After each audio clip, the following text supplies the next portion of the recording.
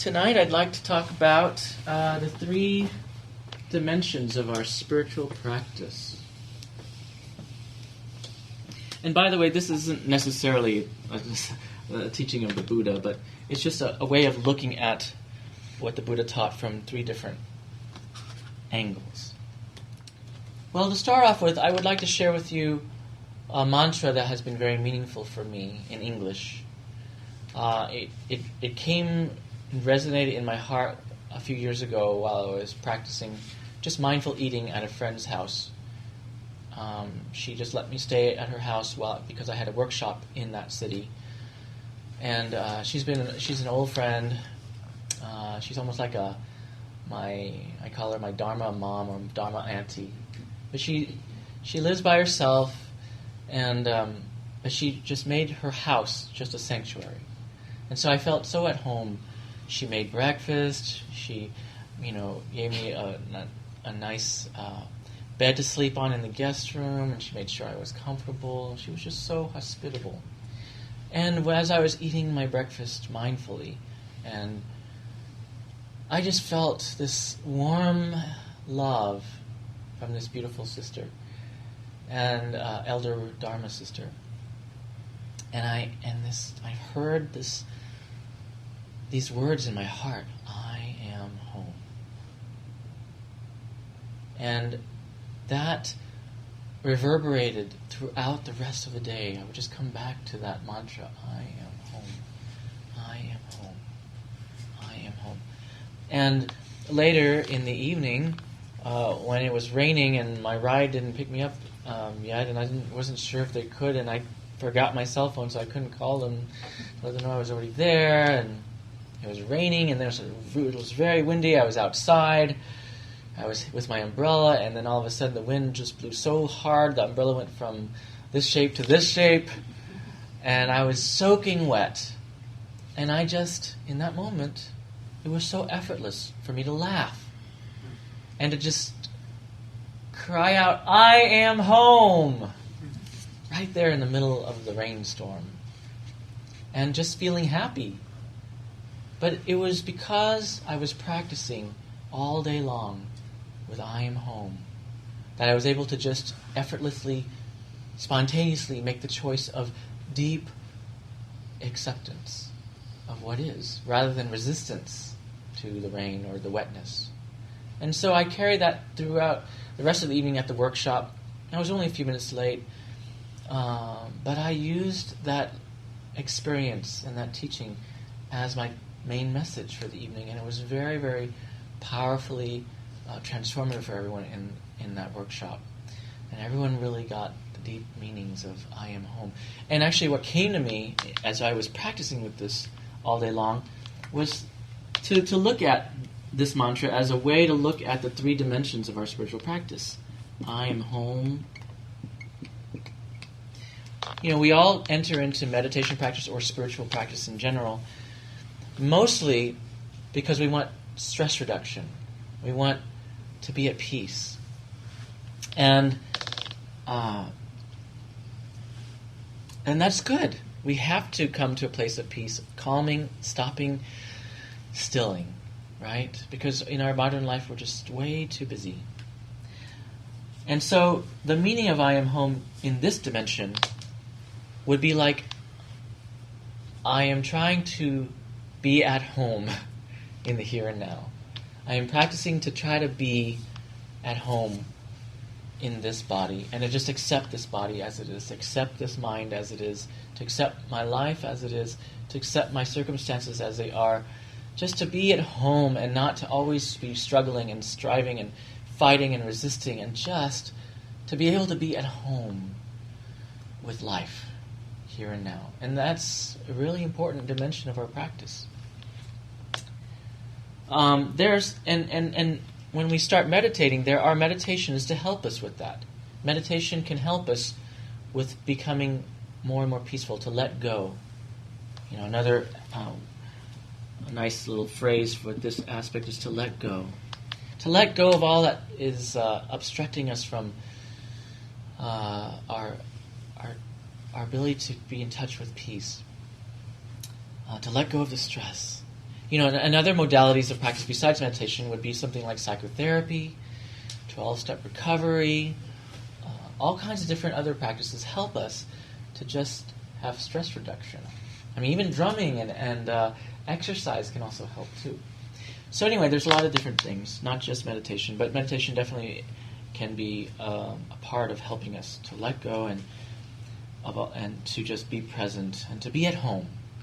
Now, but there are other aspects, other dimensions.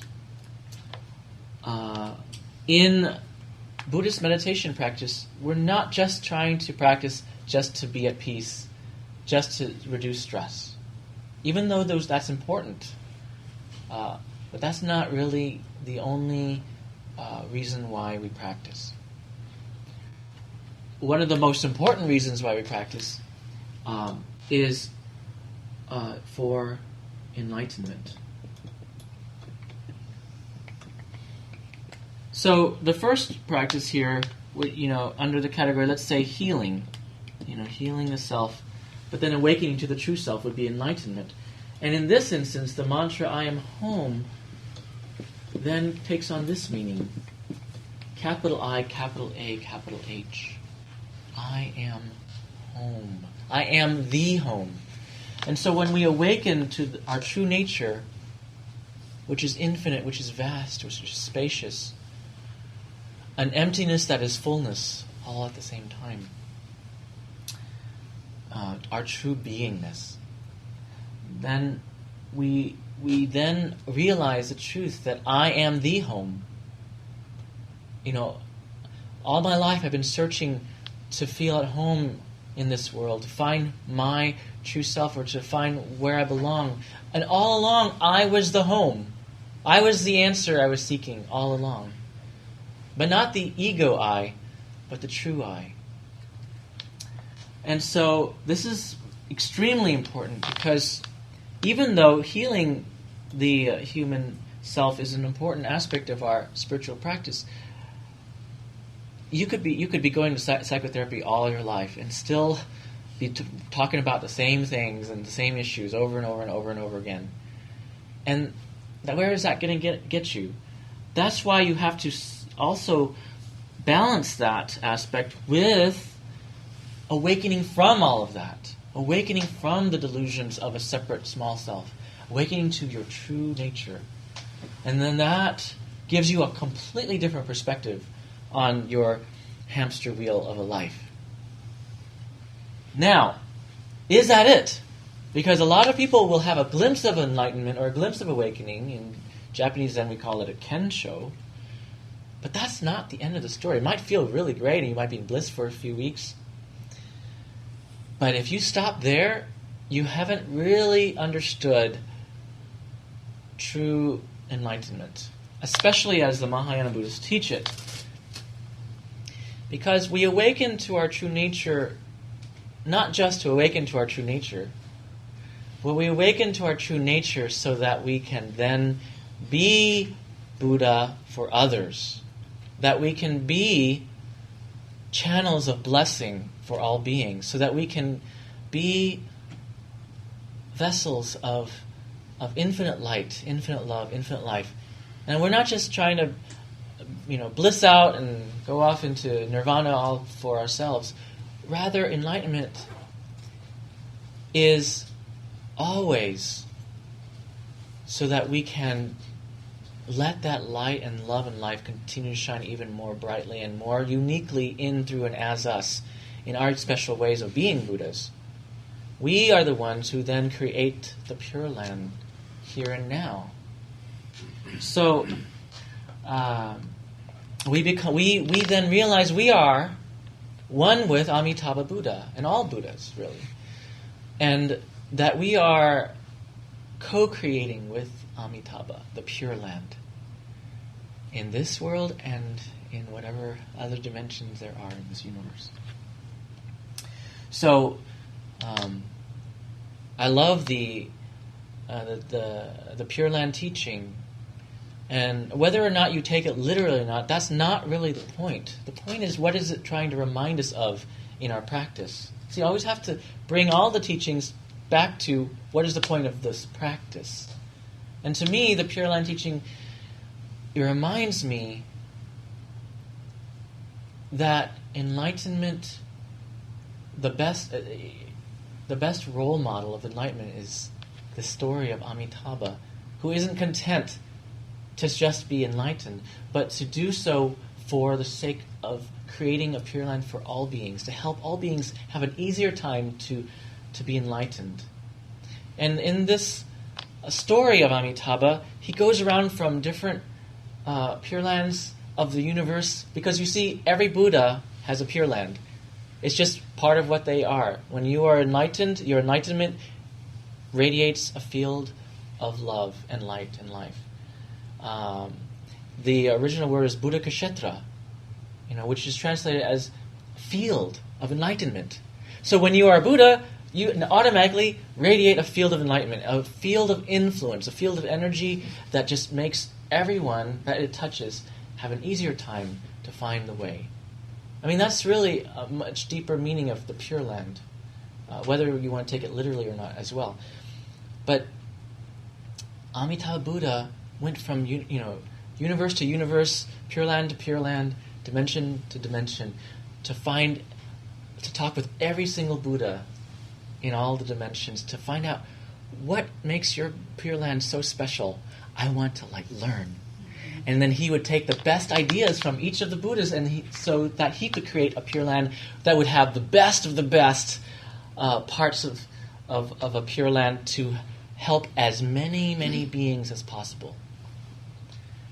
And whether it's literal or not, it's true.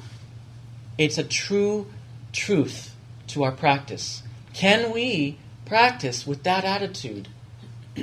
That's what the truth of the Pure Land is. Can we practice like Amitabha to find out what is the most helpful, to find what our unique abilities are, our unique skills, our unique opportunities in this lifetime and any other lifetimes? How can we be of best service in this world? How can we try to create the best Pure Land? How can we help our Sangha to be a wonderful Sangha? Because you see, this is a Pure Land too.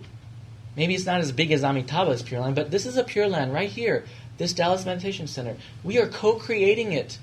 And the more we awaken together as the infinite light, the more this radiant field grows in influence in the Dallas-Fort Worth Metroplex.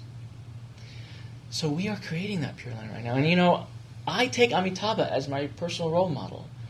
I go to different monasteries and retreat centers and different traditions, Buddhist traditions and other traditions, and I learn what it is they do and what works really well and what seems to help certain kinds of personality types and other kinds of personality types.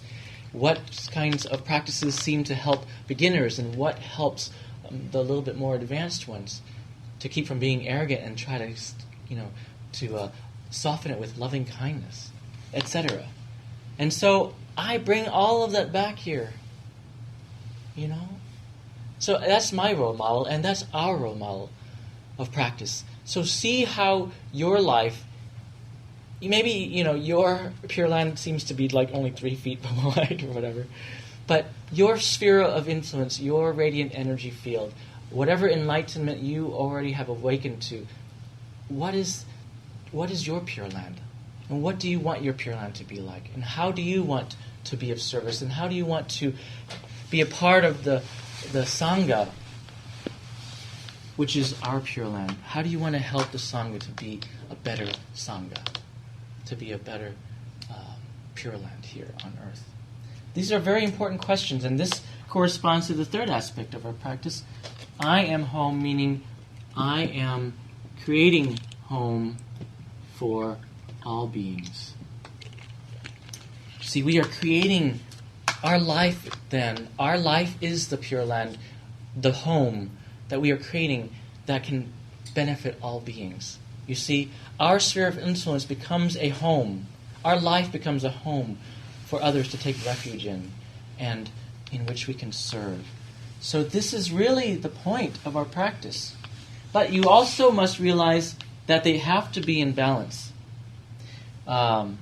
So the first one would be healing the self, The second would be enlightening, becoming awake to the true nature.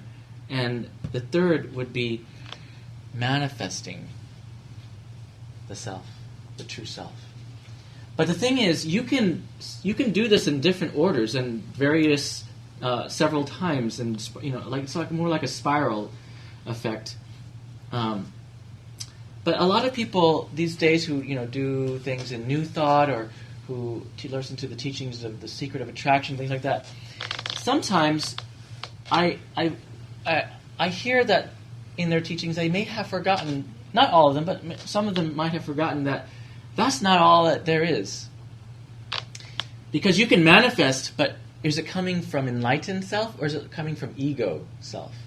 And is it coming from healed self or wounded pathological self? Because you can manifest, but watch out what you manifest. It may come and bite you back. So manifestation is important. We want to manifest the Pure Land here on earth. We want to manifest love and light and an abundant life that helps all beings. But how we manifest depends on what kind of work we've done in the other two aspects. Now, the other side is true. You could awaken to your true nature, maybe have a glimpse or even deeper, and even maybe become a Zen master or some very, very a great teacher. But if you haven't done your work in the other two aspects, healing the psyche as well as learning how to manifest abundantly from the deepest intention of your heart, then what happens is you could become, some Dharma teacher or Zen master who has a lot of other issues psychologically that have not yet been worked through. Which is why you see sometimes very enlightened people who have very enlightened teachings who help many people, but they have a lot of problems in their sex life or with power issues or money issues, things like that. So it's possible to be enlightened in some areas, but not in others. That's why we have 7 chakras, okay? You might be enlightened up here, but you got to work down here too to have balance. And so, and then also, maybe you have these two down, but you haven't. You might be enlightened. You might have a good sense of healthy psyche, but you haven't quite figured out how to manifest a practical life that can be practically helpful. You're always going from paycheck to paycheck, just not knowing what you're going to do. And you're struggling, and you're always putting your concern on if you're going to have enough to eat from week to week, or where you're going to live. When you are that downtrodden by these things, you no longer have the time and energy to spend on healing the self, awakening the self, and serving all beings, you see. And so you could be, one of the, Jack Cornfield, when he left the monastery, he was like very awake, enlightened, very radiant, pure, holy. He just was a beautiful being, and he still is. But at first, he didn't know what to do. He left being a monk, and then he had to figure out getting a job. He had no idea how to do that. And then he tried to have a relationship, with a girl, and it was a disaster. He didn't know how to actually treat a girl. He didn't know how to be in a relationship. I mean, he had learned all these wonderful things in the monastery, but he didn't know how to apply it in everyday human lay life. So it's possible that you can be very enlightened in these areas, but still have to work on this area. So my advice to you is have all 3 in balance. Of course, enlightenment should take priority, especially in this culture, because we don't. So you should have enlightenment as a major priority, but please have it in balance with the other 2 aspects and dimensions of spiritual practice. So, you can do your meditation practices to help you have peace, but also please meditate and practice so that you can awaken to who you really are, and also use practices that help you to affirm and visualize and manifest and co-create abundance and prosperity for yourself and the Sangha, so that we can be of greater influence and positive benefit to the world. You see? So I have tried my best to try to balance them. I'm still a little lopsided here and there, but I'm doing my best, and I know that you're doing your best, but together we can be balanced together. And so that's why we need each other. You know, you may be strong in one area, and you may be strong in another area, and I may be strong in a different area. So when we come and practice together, we help each other. And we see our blind spots for each other. And that's what Sangha means, and that's what Pure Land means. That's what all of this Dharma stuff means. It's just very simple. You don't even have to use the word Buddha or Pure Land or Dharma. You know, just be who you are and share who you are together with others. That's that. That's it. So, I am home. I am home. And I am home. Amitabha.